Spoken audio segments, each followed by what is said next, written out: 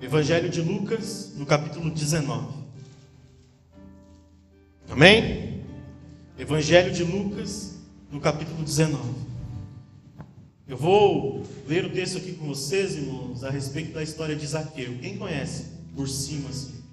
Ah, pastor, eu não frequento muito a igreja, mas eu sei que tem uma música que saiu um tempo atrás que cantava a respeito de Zaqueu. Quem lembra? Entra na minha casa. Que se popularizou até fora do meio gospel, digamos assim. Amém? A história de Zaqueu, irmãos. Lucas 19, você que tem isso aqui. Amém? Zaqueu foi um homem que, quando Jesus estava passando em meio à multidão, como ele era um homem de baixa estatura, a Bíblia diz que ele subiu numa árvore para poder ver Jesus. Amém? Para poder visualizar, para poder com os seus olhos enxergar o mestre passando, já que ele era um homem de pequena estatura e não conseguia, em meio à multidão, se impor.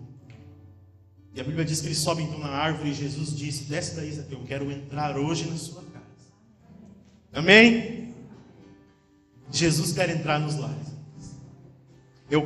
Nós estamos aqui nos domingos pregando uma mensagem, mas hoje eu estou interrompendo ela para aproveitar o contexto. Porque o batismo, irmãos, é uma evidência da salvação. É uma evidência de que a pessoa creu realmente em Jesus Cristo, de que ela entendeu o seu pecado, que precisa de Jesus, a sua dependência, e então declarou que Jesus é o Senhor e Salvador. Professou Jesus Cristo, teve fé, exerceu fé em Jesus. E o batismo é uma consequência disso, irmãos. Amém? Nós entendemos dessa forma. O batismo é a externalização da fé. É quando você vai diante das pessoas, como nós fizemos hoje pela manhã, estava frio, irmãos. Nós entramos na água por volta das 10h30, estava congelante. Estava congelante, mas tinha pessoas, tinha um público que estava vendo. A Fernanda e o Pietro estavam confessando Jesus Cristo. Amém? O batismo então mostra, irmãos, e evidencia a fé que foi exercida em Cristo. E eu quero aproveitar esse contexto então de salvação e de que as famílias estão aqui reunidas, os amigos, o coletivo do Pietro, da Fernanda, aqueles que fazem parte da vivência, do dia a dia, da história, estão aqui reunidos, irmãos. E eu quero aproveitar então falar de salvação completa para os lares. Amém? Jesus Cristo quer entrar na sua casa hoje. Jesus Cristo quer entrar na sua família hoje. E isso não é clichê falar, irmãos. É realmente este o propósito de Deus para o homem. Comunhão, relacionamento, amizade, amor. Jesus Cristo quer entrar nos lares. Amém? Leia comigo então, irmãos. Eu já dei o contexto para vocês desta narrativa. Leia comigo então a partir do verso 8. Lucas 19, 8. Zaqueu, por sua vez, se levantou e disse ao Senhor: Senhor, vou dar a metade dos meus bens aos pobres. E se roubei alguma coisa de alguém, vou restituir 4 vezes mais. Então Jesus lhe disse: hoje houve salvação nesta casa, pois este também é um filho de Abraão. Amém? Hoje houve salvação nesta casa. Amém, irmãos? Como eu estava dizendo aqui, eu quero aproveitar esse contexto e falar de salvação. Jesus Cristo pretende iniciar em nós uma obra, irmãos, que é uma obra de redenção, uma obra de salvação. Amém? Jesus Cristo, um dos propósitos de Deus para o homem, irmãos, e para a mulher é salvá-los. É através da vida de Cristo, através do sacrifício de Cristo naquela cruz, a sua morte e a sua ressurreição, salvar indivíduos como eu e você. Amém? E quando o indivíduo é salvo na sua individualidade, irmãos, quando você é salvo na sua individualidade, Deus tem outro propósito a partir de então: alcançar o seu coletivo. Amém? Amém. Me acompanhe aqui, irmãos. Alcançar as pessoas que te rodeiam, alcançar as pessoas próximas, alcançar a família, os amigos. Qual que é o nosso coletivo mais próximo, irmãos? As pessoas que moram e dividem o mesmo teto que você. Amém? Esse é o seu coletivo mais próximo. Você acorda todos os dias debaixo de um teto com pelo menos uma pessoa junto. Alguém aqui mora sozinho? Mora sozinho. Amém? Mas eu não estou falando só de residência geográfica. Existe uma família por trás. Existem pessoas que estão preocupadas. Existem pessoas que estão alegres. Existem pessoas que choram com você quando você está triste. É ou não é verdade? Porque família é maravilhoso, irmãos. Família é plano de Deus. Vou tirar esse casaco, tá difícil. Amém?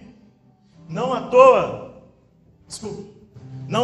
irmãos, Satanás está tão preocupado com as famílias. Não à toa, o mundo hoje em dia relativiza o valor familiar. Amém? O valor de um pai e de uma mãe para uma criança, por exemplo. Não à toa, os casamentos hoje se fazem um dia, se desfazem nos outros. Porque há uma relativização da família. Porque a família é importante. Amém? Deus não criou o homem para estar só. Quando ele criou Adão, irmãos, ele disse: Adão, dá nome aos bichos.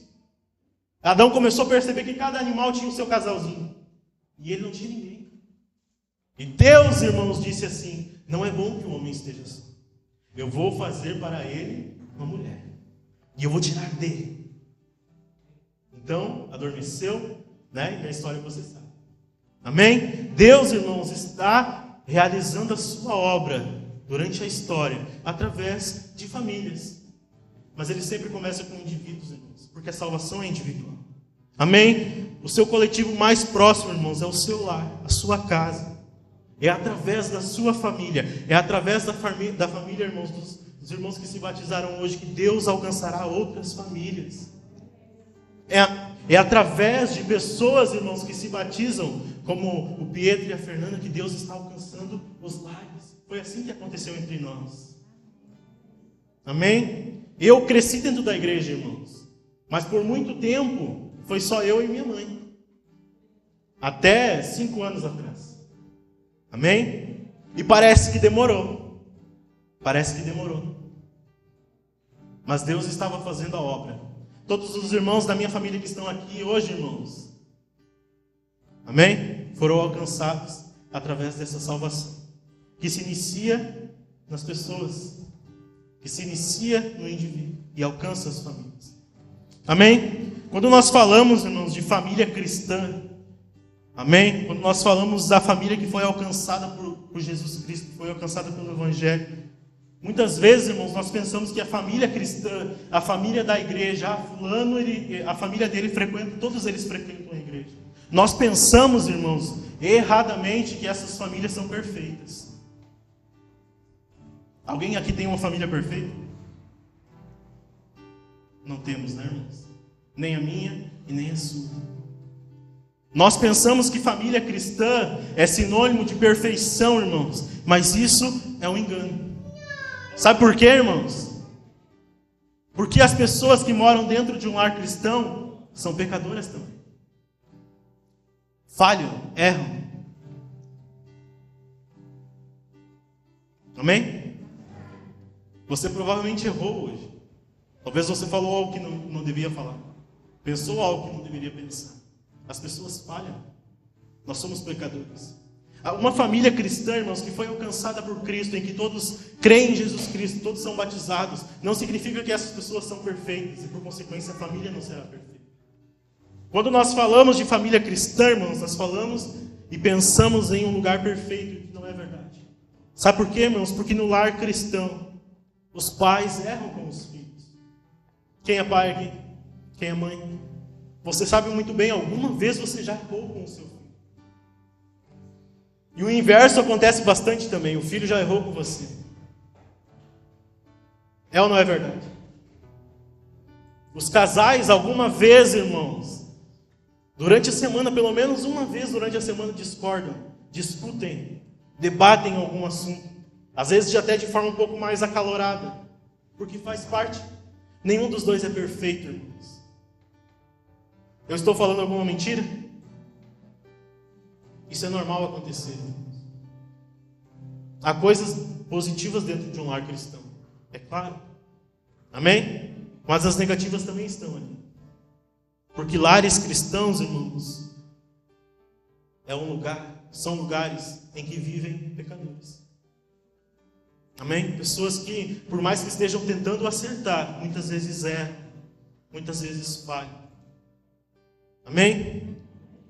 Então, irmãos, chegando até aqui, você pode estar pensando, então, o que diferencia um lar cristão Um lar em que Cristo alcançou através do Evangelho. De um lar em que só vivem descrentes. Pessoas que ainda não creem em Jesus e que o Evangelho não chegou. O que diferencia então, irmãos, um lar cristão e um lar não cristão? A resposta é bem simples, irmãos. Quando você lê a palavra de Deus, irmãos, se você pegar ela do início ao fim, você vai perceber uma coisa. Deus está contando uma história, irmãos, verídica, que aconteceu na história. Mas é uma história, que é a história de redenção. Quando você lê a sua Bíblia na sua casa, no seu lar, você está vendo Deus, através da história, salvando o homem. Buscando o homem de volta para perto de si. Salvando, mudando, transformando a sua história. Quando você lê a sua Bíblia, irmãos, ela narra a história da redenção. De como Cristo, há 2000 anos atrás, veio ao mundo, se fez carne, habitou entre nós, para salvar homens e mulheres como eu e você. Amém? Quando você abre a sua Bíblia, você vê isso. Deus está salvando a humanidade. Deus quer salvar os homens. Deus quer salvar as famílias. Deus quer salvar o indivíduo.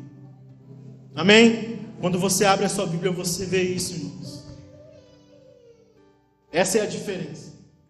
Quando você está em um lar em que Cristo não é o Senhor, você não está passando pelo processo de salvação completa que Deus pretende para o seu lar.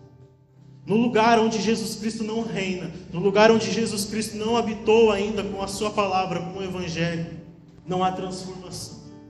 Nós estamos falando, irmãos, de lares em que há pecadores.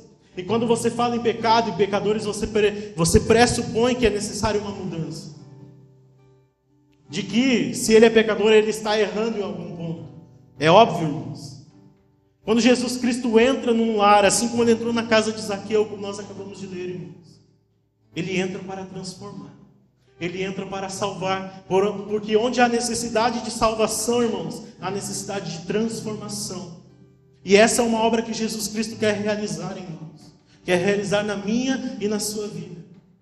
Quando pessoas como o Pietro e a Fernanda se batizam, irmãos, elas passam por um processo, se inicia um processo na vida delas, que só vai terminar o dia em que Jesus voltar. Que é um processo de aperfeiçoamento. Jesus disse, hoje a salvação está chegando na casa de Zaqueu. Mas ele não disse, irmãos, que toda a família estava salva. Ele não disse isso. Ele disse que através de Zaqueu, a salvação tinha chegado naquela casa.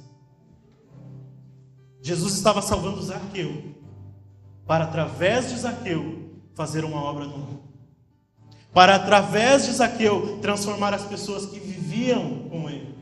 Para através de Zaqueu, transformar as vidas que o rodeiam, o seu coletivo. Amém? Eles não estavam salvos por atacado, irmãos. A salvação é individual. Você não leva ninguém de arrasto para o céu. Amém? A salvação é individual. Deus salva o indivíduo. Não tem como levar pessoas no atacado para o céu. Então a casa de Zaqueu ainda não estava salva, mas a salvação estava chegando junto com ele. Amém? Jesus disse, eu vou entrar na sua casa, Zaqueu. Eu vou comer com você. Comunhão.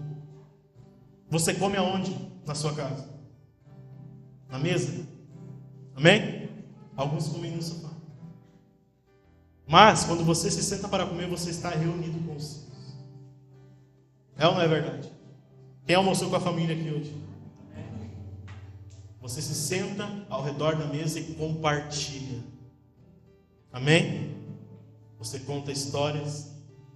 Você fala da sua vida. Você ouve. Você está compartilhando. Foi o que Jesus fez com Zaqueu.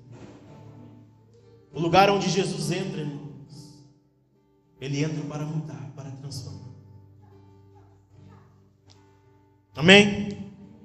Deus está salvando os indivíduos, irmãos, para alcançar o coletivo, para alcançar as pessoas que te rodeiam, para transformar histórias.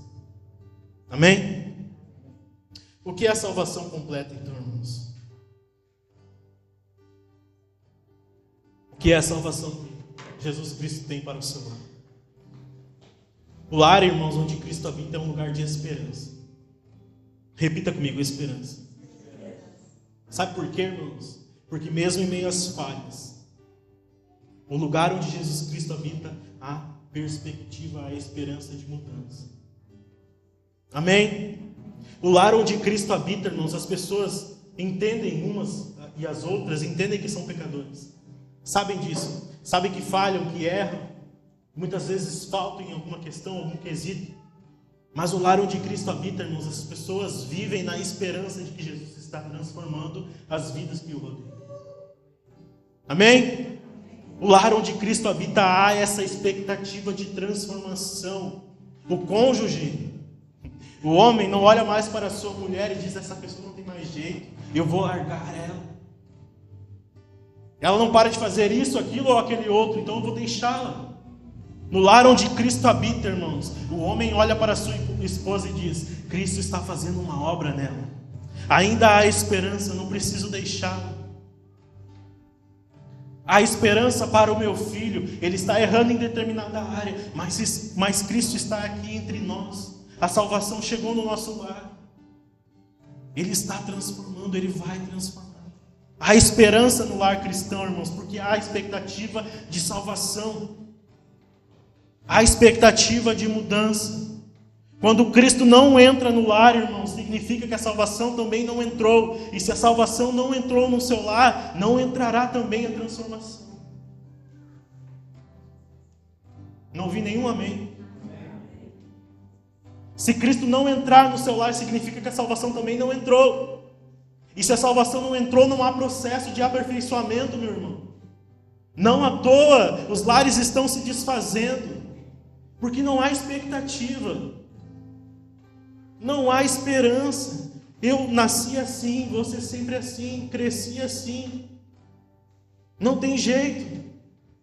Talvez as pessoas, a família de Zaqueu diziam a mesma coisa dele: esse cara rouba, esse cara retém das pessoas, ele cobra impostos e tira parte dele por trás. Não tem mais jeito. Talvez a família já estava acostumada com isso.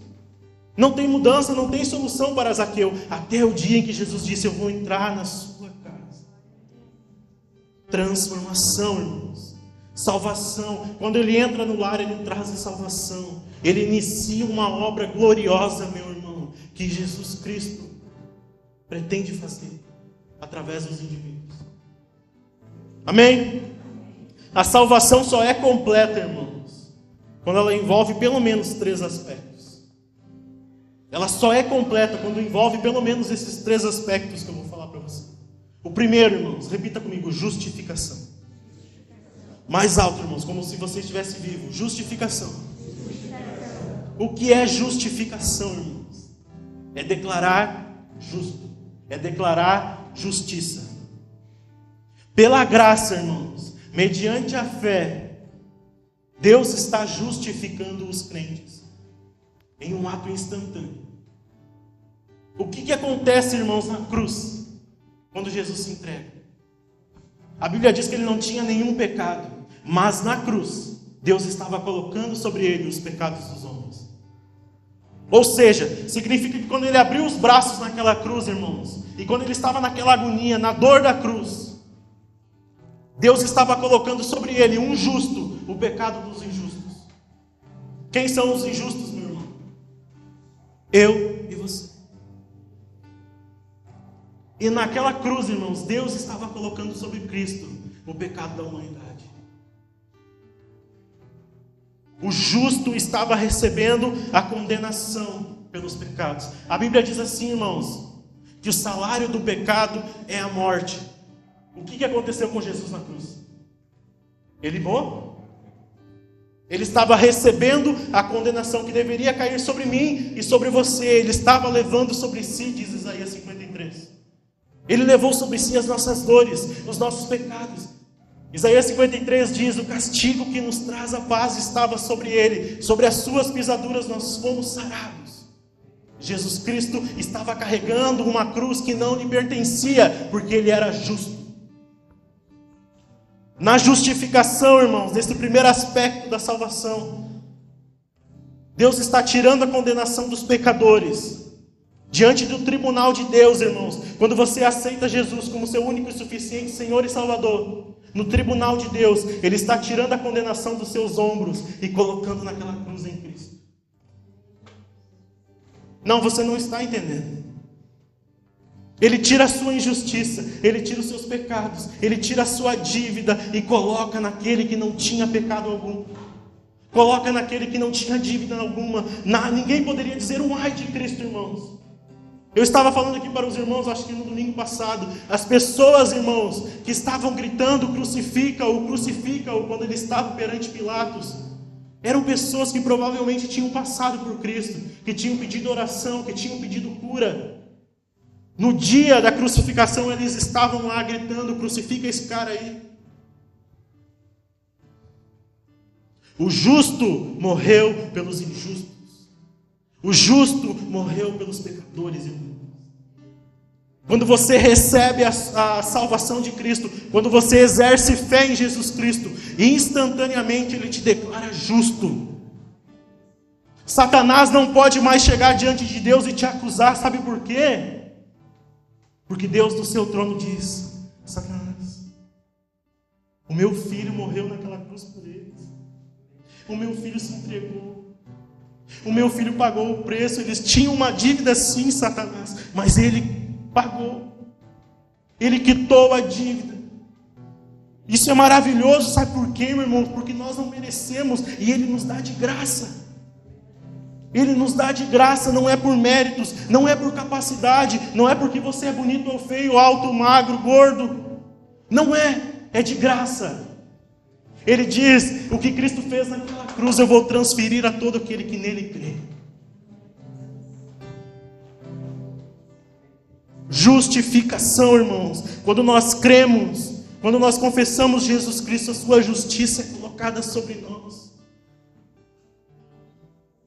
Quando nós cremos, irmãos, a justiça de Cristo é colocada sobre nós, assim como os nossos pecados foram colocados sobre Ele.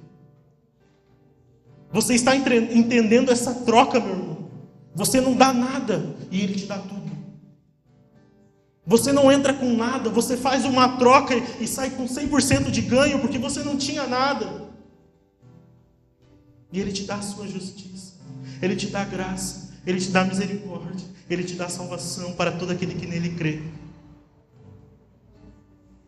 Quando você exerce fé, é isso que acontece.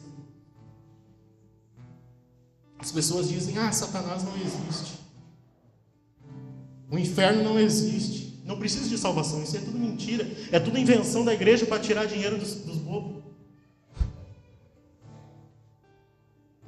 Mas, meu irmão, eu vou dizer uma coisa para vocês. É real. Jesus Cristo mesmo falou a respeito do inferno. Aliás, foi a pessoa que mais falou do inferno. Irmãos, quando a pessoa chega no inferno lá, ela passou a vida inteira dizendo que o inferno não existia, que Satanás era mentira, até ela chegar no inferno. Daí ela chega lá e fala com Satanás: mas eu nem acreditava que existia. Satanás diz: mas não precisa ter fé para vir para cá. Fé é uma exigência da concorrência. Você crê em Deus. Amém? É necessário ter fé para entrar no céu. Para entrar no inferno é só ir. Mas Deus está disposto a nos salvar. Deus está disposto a reverter essa situação. Amém? Segundo aspecto, irmãos, da salvação, que você pode identificar como completo na sua vida. Repita assim comigo: santificação. Amém? As pessoas pensam assim, irmãos, que o crente é santo. Mas não é verdade. Nós estamos caminhando para a santidade. Porque nós estamos num processo. Assim como Zaqueu, irmãos, ele não se tornou uma pessoa melhor do dia para a noite. A sua ética, o seu caráter não foi transformado de forma instantânea. Ele teve que passar por processos. A Bíblia não narra isso, mas é comum a todas as pessoas que se achegam a Cristo. Necessário mudança. É necessário transformação. É necessário aperfeiçoamento. Quando você entrega a sua vida a Jesus Cristo, meu irmão, você entra para a olaria de Deus, aonde o oleiro começa a moldar o barro. Onde o oleiro começa a moldar as imperfeições, tirar as rachaduras. E isso demanda tempo. Isso demanda tempo, esforço, dedicação. É assim que acontece, irmãos. Depois que a gente é declarado justo, irmãos, é através da santificação. E a santificação é eterna, porque ela te leva à eternidade. Quando você é declarado justo, irmãos, Cristo te salva da condenação do pecado. Amém? Eu disse aqui antes, o salário do pecado é a morte. Então, quando ele morre naquela cruz, ele recebe o salário, que era a morte. Essa era a nossa condenação diante do tribunal de Deus. Na justificação é isso que acontece. Mas na santificação, irmãos, ele te salva agora do poder do pecado. Na santificação, irmãos, o crente recebe a capacidade de escolher não pecar. Na santificação, irmãos, depois que você passa pela justificação, você entra na santificação, começa um processo, irmãos, e que começa essa mudança, essa transformação, e agora você recebe poder do Espírito Santo de Deus para resistir às tentações, para dominar sobre o pecado, porque a palavra de Deus deixa bem clara: o homem sem Deus é escravo dos seus pecados, é escravo das suas paixões. A pessoa sem Deus, irmãos, ela inevitavelmente está pendida para o lado do pecado. Quem já ouviu a música do Homenzinho Torto? Essa é a música de criança cristã, irmãos, de criança crente. Havia um homenzinho torto. Ele andava de uma... Esqueci a música. Amém? Mas um homenzinho torto é um homenzinho que está com uma pendência. Ele tende a ir para o lado errado. Não à toa, irmãos, tem tantas pessoas que têm dificuldade de se chegar a Deus, porque elas não conseguem compreender como elas podem vencer as suas tentações. Porque elas vivem de determinada forma, e mesmo quando elas tentam não errar, elas acabam caindo. Porque isso faz parte da natureza, irmãos. A Bíblia diz: todos pecaram e carecem da glória de Deus. O poder do pecado está sobre o indivíduo que não aceitou Jesus. Na santificação, irmãos, Jesus Cristo está te salvando dessa escravidão. Ele está te libertando. Ele está te levando para uma nova vida, uma nova história, em que você não é mais escravo do pecado. Em que você não precisa mais ceder às tentações. Aliás, tentação e pecado são coisas diferentes, irmãos. Você pode resistir à tentação antes que ela se torne um pecado. Porque você é tentado diariamente e continuará sendo tentado até o fim. Mas na santificação o crente recebe poder, irmãos. Poder para resistir às tentações. Amém? É através, irmãos, da santificação que nós estamos sendo transformados de glória em glória, ou seja, de degrau em degrau, de nível em nível. Qual é o intuito dessa transformação? Deus quer te deixar parecido com Cristo. Deus quer te deixar parecido com aquele que é perfeito. Quando você está no seu lar tentando se parecer com Cristo, de glória em glória, meu irmão, você vai ver a diferença. Você vai ver a diferença. Esse homem está mudado. O que está acontecendo com ele? Ele está tentando parecer com Cristo. As pessoas veem, irmãos, a externalização. Você viu aqui no texto, irmãos, o que Zaqueu disse para Jesus? Eu vou dar tudo que tenho aos pobres. Eu vou restituir as pessoas que eu roubei 4 vezes mais. Você está entendendo o impacto, irmãos, da chegada de Cristo naquela vida? Você entende isso? É um impacto. Jesus disse: hoje a salvação entrou na tua casa. O que Zaqueu disse? Eu vou restituir aqueles que eu roubei. Sabe por quê, irmãos? Porque ele está vendo aquele que é perfeito. Ele está vendo aquele que não erra, o justo. Ele estava vendo Jesus Cristo, o Senhor. Ele disse: eu não posso mais continuar o mesmo. Eu preciso parecer com Ele, porque Ele é tão belo. O caráter dele é tão maravilhoso. A postura dele, a forma como Ele ama as pessoas. a forma como ele ama os seus amigos, a forma como ele se entrega. Já parou para pensar, irmãos, como seria este mundo se mais pessoas tentassem imitar Jesus Cristo, ao invés de tentar imitar os blogueiros do Instagram? Já parou para pensar nisso? Se as pessoas tentassem imitar Jesus Cristo, ao invés de tentar imitar jogadores de futebol, artistas, como seria a nossa história, irmãos? Como seria este mundo? Pessoas que estão tentando viver desta forma, que estão tentando se adequar, porque o mundo diz assim: você precisa ser diferente, você precisa ter a sua personalidade. A Bíblia diz que você precisa ser parecido com Cristo. Você está entendendo o que eu estou querendo dizer? E através da santificação, irmãos, nós estamos sendo transformados à semelhança daquele que é perfeito. No lar cristão, irmãos, vivem pessoas que estão passando por esse processo de aperfeiçoamento, que estão sendo moldadas. Terceiro e último, irmãos. Terceiro aspecto. Repita comigo: glorificação. Mais alto, irmãos. Glorificação. Enquanto eu tomo uma água. Quando nós falamos de glorificação, nós pensamos em glória. São sinônimos. A glorificação, meu irmão, é o objetivo final da santificação. Você está vendo? É uma escadinha da santificação. Você passa pela justificação, chega na santificação, e o último passo é a glorificação. É quando pela primeira vez o crente se torna perfeito. Quando que isso vai acontecer? Quando Jesus Cristo vier em glória. Paulo diz em Filipenses que aquele que começou a boa obra, ele vai aperfeiçoá-la até o dia da volta de Jesus. Ou seja, o processo tem um fim, tem um resultado final: a glorificação. Os pecadores, irmãos, que vivem no lar onde Cristo é o Senhor, passam por algo semelhante ao que Jesus Cristo passou.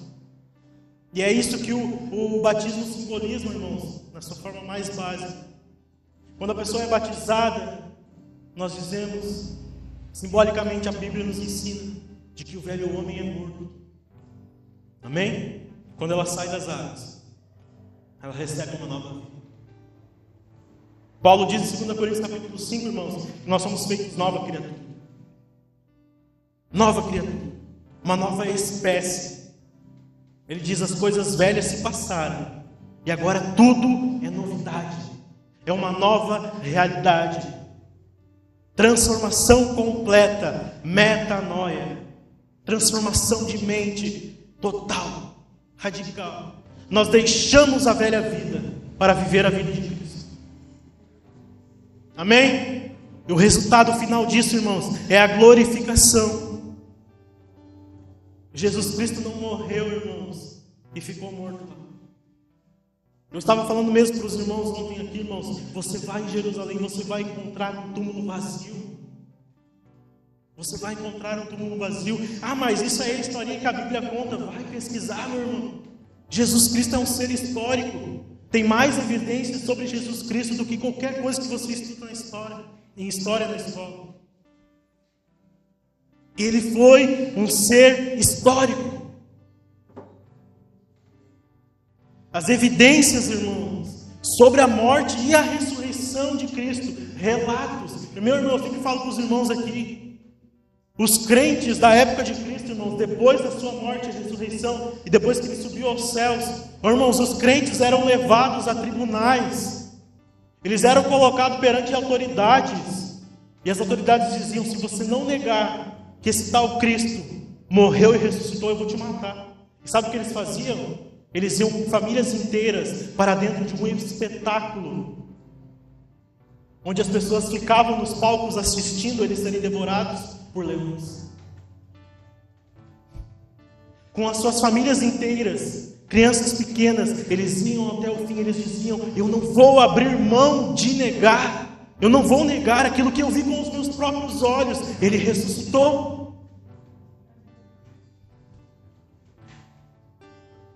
Os crentes, irmãos, lá numa praça em Roma, onde o imperador botava fogo neles para iluminar a praça, porque eles não abriam mão de dizer: Jesus Cristo ressuscitou. Ele transformou a minha vida, Ele transformou a minha família, Ele transformou a minha história. Então eles colocavam fogo, eles colocavam eles em hastes, irmãos, amarrados. Eles ateavam fogo. Enquanto o fogo não chegava nos pés, eles cantavam. Eles cantavam hinos de louvores. Ia acontecendo um após o outro. Quando começava a pegar fogo e a dor era intensa e imensa, o próximo do lado começava a cantar e continuava. E eles não abriam mão. Quem que morre por algo que não acredita, meu irmão? Você morre por algo que não é verdade? Você morreria? Eu não morreria. Mas pessoas deram a vida. Pessoas deram a vida, se sacrificaram. Não só porque elas acreditavam naquilo, mas porque era real. Amém? É na glorificação, irmãos, que as pessoas que habitam dentro de um lar cristão se tornam perfeitas pela primeira vez. Para concluir todo esse raciocínio, irmãos, Jesus Cristo salva. Amém? Ele continua salvando. E Ele vai salvar. A salvação é um processo, irmãos. Antes, durante e depois. Amém? Antes, durante e depois. A obra completa de salvação, irmãos, é um processo. Justificação, santificação e glorificação. Para encerrar, então, irmãos, você pode estar se perguntando: como eu sei, então, que essa obra completa de salvação está acontecendo na minha vida e no meu lar, nas pessoas que me rodeiam? Primeira coisa, irmãos, você precisa se perguntar: Cristo é realmente o meu Senhor? Eu sou realmente um verdadeiro cristão? Porque, irmãos, nós vivemos num país que é predominantemente cristão. É predominantemente cristão, mas é um cristianismo nominal. O que tu é? Eu sou cristão, mas vai na igreja? Não vou. Já foi alguma vez lá? Não. Mas a minha família é cristã, então eu aprendi assim.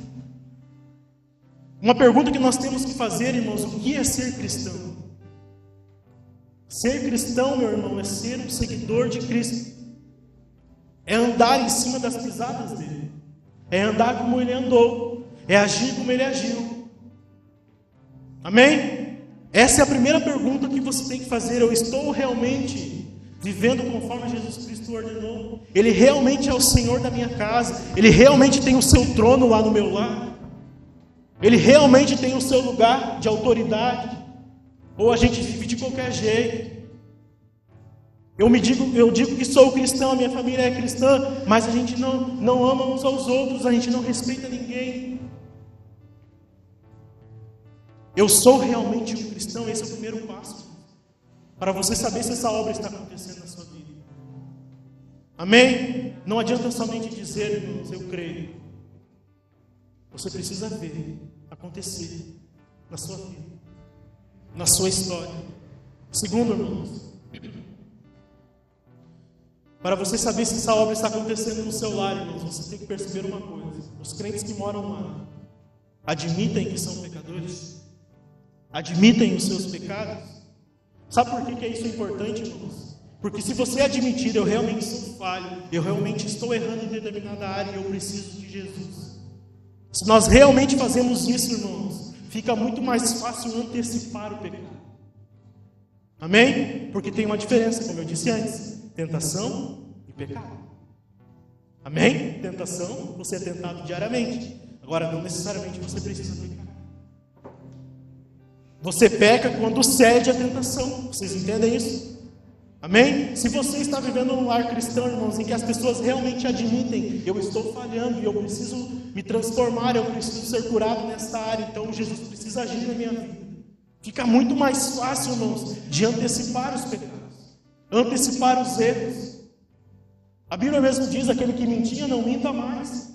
Ou seja, você pode se antecipar a mentira, para que isso não se torne quase que uma obrigação. Porque tem pecados que nós tratamos como aceitáveis, irmãos. E como se eles fossem de estimação. Você bota para dentro de casa, faz um carinho, dá uma comida, dá água para ele, como se ele fosse um bichinho de estimação. E ele está ali, está todo mundo vendo que está ali. Muitas vezes você mesmo está vendo que o pecado está ali, não admite. Ou seja, a obra de salvação não está começando na sua vida, não está se aperfeiçoando. Essa é a segunda coisa, você precisa entender. Eu estou num lugar onde as pessoas admitem os seus pecados. Sabe por quê, meu irmão? Você precisa entender isso? Porque, como eu já disse, você pode dominar sobre o pecado. Jesus Cristo nos capacita para isso. Vencer os nossos pecados. Não uma guerra, irmãos, sem vitória. Não é uma guerra perdida. Você pode dominar o pecado. Terceiro, irmãos, quando você vive num lar cristão, irmãos, que realmente segue a Jesus Cristo como seu Senhor e Salvador, os crentes do lar sabem o que fazer quando pecam. Amém? O crente do lar cristão, irmãos, sabe o que fazer quando peca. Porque diferente, irmãos, de um lar onde Jesus Cristo não é o Senhor, o lar cristão, ele vive de acordo com o quê? Amém? Aqui, irmãos, nosso manual de regra, de fé e prática, como viver. Quando você abre isso aqui, sai poder daqui. Eu estava falando para os irmãos aqui, irmãos, de testemunhos. Na quinta-feira eu estava falando disso. De testemunhos, irmãos, nas penitenciárias. As pessoas que trabalham lá dizem: você pode largar qualquer livro aqui dentro. Eles não fazem nada, mas experimenta largar uma Bíblia. Para você ver o que vai acontecer. Eles dizem: cara, nós temos que abrir alas aqui para os crentes. Porque eles começam a ler a Bíblia e eles passam a se converter. Não tem fanatismo, irmãos. Qual que seria o interesse desses caras? Quais são os benefícios de estar numa prisão?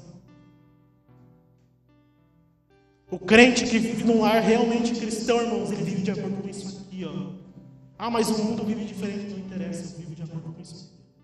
Ah, mas a minha opinião não interessa, a Bíblia. Amém? A Bíblia. Não à toa, irmãos, é o livro mais atacado, mais perseguido. Tem lugares do mundo que você não poderia ter se morasse. Transformação do indivíduo começa pela palavra de Deus. Jesus disse: nem só de pão viverá o homem, mas de toda a palavra que sai da minha boca. A palavra de Deus tem poder, irmãos. O crente que vive num lar cristão, ele anda de acordo com o que a Bíblia ensina, porque a Bíblia se torna a sua vara de medir, o seu padrão, o que traz prumo à vida, o que guia, o que traz entendimento diante das situações.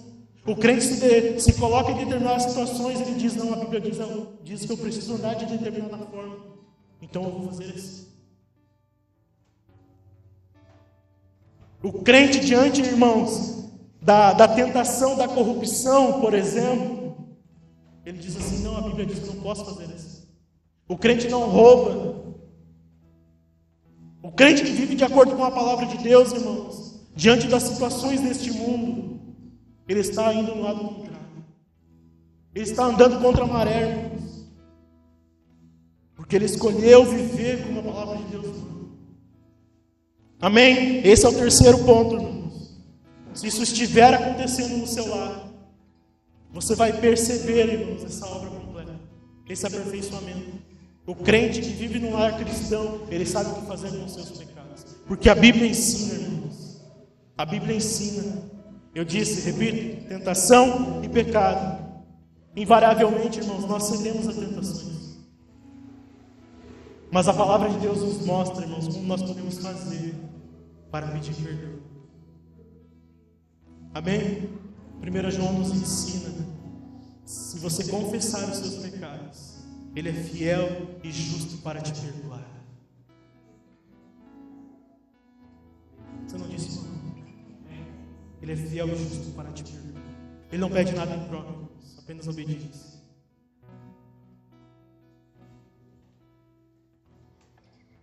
Para encerrarmos, os pecadores que vivem no lar cristão, eles abandonam os pecados. Como eu disse antes, a velha vida fica para trás. Tudo se faz. Você vê a obra completa de Cristo, irmãos, se cumprindo na sua vida de salvação. Quando as pessoas que estão ao seu redor, quando você mesmo começa a abandonar o pecado, começa a abandonar as velhas práticas, diante de Jesus Cristo, meu irmão, diante de Jesus Cristo, você chega diante dele, você percebe que, meu Deus, Ele está disposto a me amar, Ele está disposto a me perdoar, Ele está disposto a ter misericórdia de mim. Você chega com a sua vida em trapos muitas vezes, você se coloca diante de Deus e chora muitas vezes: Senhor, minha vida está assim, assim, assado, está acontecendo isso e isso no meu lar. Assim como o filho pródigo, meu irmão, ele estava na casa do pai, ele fez pouco caso do que ele tinha na casa do pai, e ele foi viver a sua vida, a Bíblia diz, dissolutamente, de qualquer jeito. Ele foi gastar tudo que ele tinha em coisas que eram momentâneas e que não o levavam para a eternidade. Em determinado momento, quando ele estava no chiqueiro com os porcos, comendo a comida dos porcos, ele disse: eu tinha tanta coisa na casa do meu pai, eu era tão bem tratado, o pai me amava, e hoje eu estou aqui comendo com os porcos. A Bíblia diz que ele se levanta e ele volta para a casa do pai. Como o pai o tratou, como o pai o recebeu. O pai não disse: não, fica aí, pecador, miserável, tu foi embora, ingrato. A Bíblia diz que o pai estava de braços abertos. Ele estava disposto a abandonar o pecado, e o pai estava disposto a amá-lo de volta. Não somente amá-lo, a Bíblia diz que o pai mandou fazer uma festa. Ele disse aos seus empregados: matem o melhor animal, nós vamos celebrar. Deem um anel para ele, nós vamos honrar. Esse meu filho que estava perdido, hoje voltou para casa. A obra completa, irmãos, de Cristo se manifesta dessa forma. Nós estamos abandonando o pecado, estamos vendo a transformação, estamos caminhando em direção à eternidade. Quando Ele vier em glória, irmão, Ele está muito próximo. Ele está muito próximo, Ele está para rasgar os céus. Ele vem ao encontro da sua igreja, Ele vem para buscar aqueles que creem. Ele vem para buscar aqueles que creem na sua obra, que aqueles que tomam posse da salvação que está disponível. O texto mais famoso talvez entre os crentes, depois do Salmo 23, João 3,16. Deus amou o mundo de tal maneira que deu o seu único Filho, para que todo aquele que nele crê não pereça, mas tenha a vida eterna. Amém? Amém, irmãos? A minha oração nessa noite é para que essa obra, irmãos, inicie na sua vida. Venha como você está. Ele não vai deixar que você permaneça da mesma forma. Venha como você está. Ele está disposto a mudar a sua história, a sua vida. Ele está disposto a entregar a vida dele para você. Se coloque aqui. Preciso de ti, ó Pai. Sou pequeno demais. Me dá a tua paz. Eu largo tudo para te seguir. Cante assim na minha casa. E entra na minha casa. Entra na